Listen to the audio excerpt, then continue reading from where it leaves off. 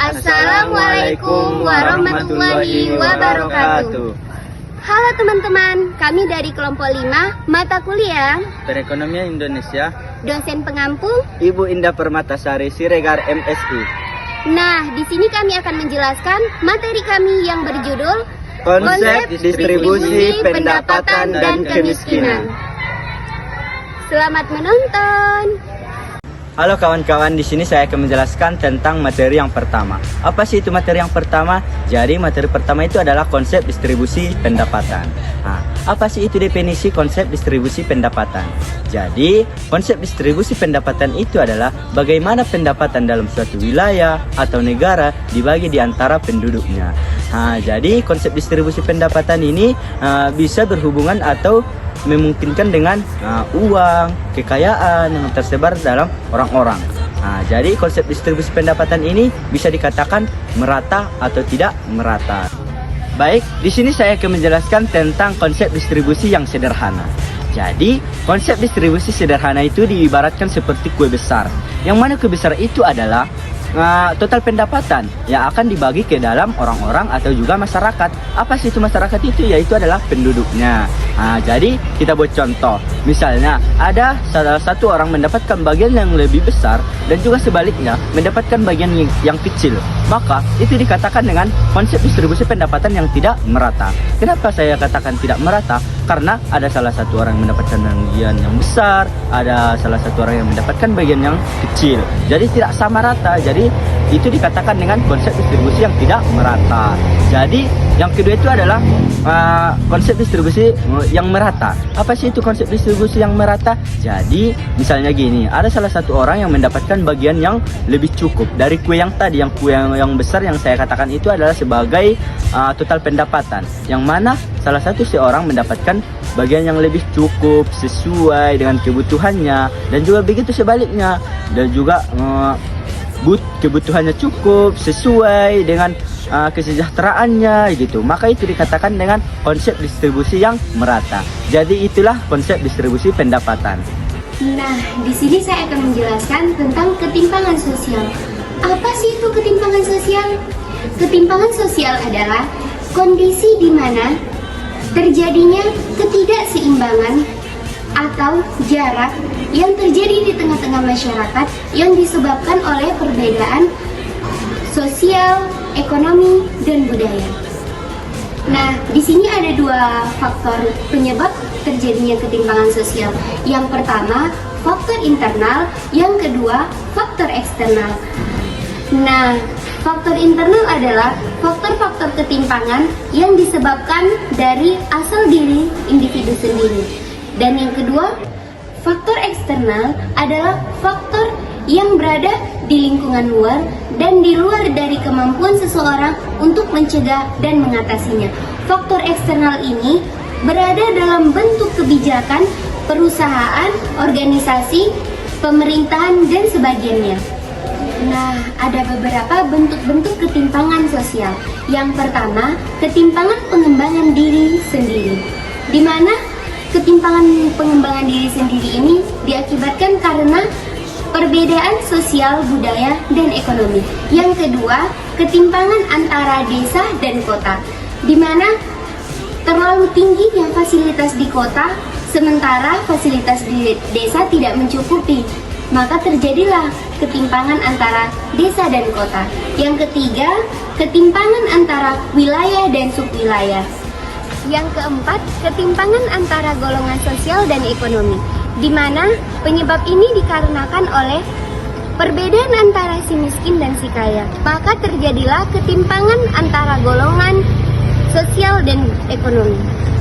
Yang kelima, ketimpangan penyebaran aset, di mana ini terjadi karena penyebaran aset yang tidak merata antara kota dan desa. Maka terjadilah penyebaran aset tersebut.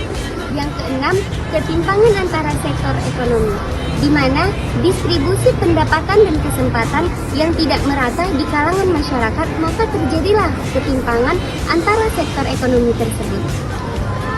Nah kawan-kawan, karena ketimpangan sosial tersebut, maka terjadi beberapa dampak-dampak yang diakibatkan karena terjadinya ketimpangan sosial dalam masyarakat. Yang pertama, terjadinya pendidikan yang rendah dalam kalangan masyarakat. Nah, kemudian terjadi meningkatnya kriminalitas yang semakin tinggi yang diakibatkan karena ketimpangan sosial dalam ekonomi. Nah, kemudian yang terakhir, terjadinya kemiskinan yang sangat parah di kalangan para masyarakat karena ketimpangan sosial, budaya dalam ekonomi. Nah, ada beberapa contoh ketimpangan sosial dalam masyarakat. Yang pertama, minimnya fasilitas publik untuk penyandang disabilitas. Yang kedua, pendidikan yang rendah di pedesaan. Nah, yang ketiga, masyarakat kota lebih mudah mengakses sumber daya dibanding masyarakat perdesaan. Nah, yang keempat, perbedaan perlakuan dari penampilan seseorang dan mengakibatkan banyaknya pengangguran dan kriminalitas di Indonesia. Saya akan membahas materi tentang kemiskinan. Apa itu kemiskinan? Penyebab kemiskinan dan solusi dari kemiskinan tersebut. Jadi yang pertama saya akan menjelaskan tentang apa itu yang dinamakan kemiskinan. Kemiskinan itu adalah di mana kondisi seseorang atau masyarakat tidak mampu memenuhi kebutuhan dasar seperti pangan, sandang, papan, kesehatan, pendidikan, dan akses terhadap layanan publik yang memadai. Nah, kemiskinan dapat dilihat dari dua aspek utama. Yang pertama yaitu kemiskinan absolut. Kondisi di mana pendapatan seseorang berada di bawah garis kemiskinan yang ditetapkan oleh pemerintah. Yang kedua yaitu kemiskinan relatif. Terjadi ketika ada ketimpangan pendapatan jauh lebih rendah dibandingkan kelompok masyarakat lainnya. Nah, selanjutnya ada beberapa penyebab kemiskinan di Indonesia, yaitu antara lain yang pertama adalah pengangguran. Pengangguran itu di mana ketidakmampuan masyarakat memperoleh pekerjaan yang layak menyebabkan pendapatannya rendah. Nah, yang kedua yaitu pendidikan yang rendah. Yang pendidikan yang rendah itu dikatakan kurangnya akses atau kualitas pendidikan menghambat kemampuan individu untuk memperoleh pekerjaan yang lebih baik. Nah, yang ketiga itu penyebabnya adalah ketimpangan distribusi pendapatan. Jadi, yang dikatakan dengan ketimpangan distribusi pendapatan itu distribusi pendapatan yang tidak merata menyebabkan kesenjangan ekonomi antara wilayah perkotaan dan perdesaan. Nah, selanjutnya saya akan menjelaskan tentang solusi-solusi dari kemiskinan. Solusi kemiskinan sangat banyak sekali sebenarnya. Jadi saya akan menyebutkan beberapa solusi dari kemiskinan tersebut. Jadi yang pertama itu peningkatan akses pendidikan. Kenapa peningkatan akses pendidikan masuk pada solusi dari kemiskinan? Karena pendidikan yang berkualitas dan terjangkau adalah kunci untuk memutus rantai kemiskinan. Pendidikan memberikan keterampilan dan pengetahuan yang diperlukan untuk memasuki dunia lapangan pekerjaan yang lebih baik. Nah, yang kedua itu penciptaan lapangan pekerjaan. Yang kedua ini penciptaan lapangan pekerjaan. Pemerintah dan sektor swasta perlu bekerja sama untuk menciptakan lebih banyak lapangan pekerjaan, terutama di sektor yang menyerap banyak tenaga kerja, seperti pertanian, manufaktur, dan teknologi, dan masih banyak lainnya. Yang ketiga yaitu solusinya adalah program bantuan sosial yang tepat sasaran. Jadi memang di Indonesia ini banyak bantuan sosial kayak beasiswa, kayak gitu kan. Beasiswa, bantuan, pokoknya masih banyak lagi.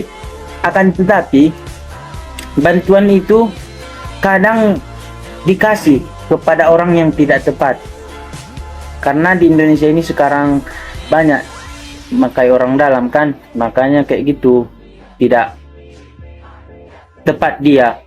Bantuan itu diberikan kepada si ini kayak gitu. Yang ketiga itu yang keempat yaitu peningkatan akses kesehatan. Jadi, pelayanan kesehatan yang mudah diakses dan terjangkau sangat penting untuk menjaga produktivitas individu. Ketika orang sehat, mereka lebih mampu bekerja, mereka lebih mampu mencari uang, mereka lebih mampu mencari nafkah untuk keluarganya. Makanya perlu ditingkatkan akses kesehatan di Indonesia ini. Dan yang kelima adalah pelatihan pelatihan keterampilan dan wirausaha. Di Indonesia ini sebenarnya perlu kita buat pelatihan bagi masyarakat miskin untuk memiliki keterampilan khusus untuk membangun usaha. Jadi cukup itu yang dapat saya sampaikan. Jika ada kata-kata saya yang salah, saya mohon ampun pada Allah dan mohon maaf pada kawan-kawan sekalian. Terima kasih.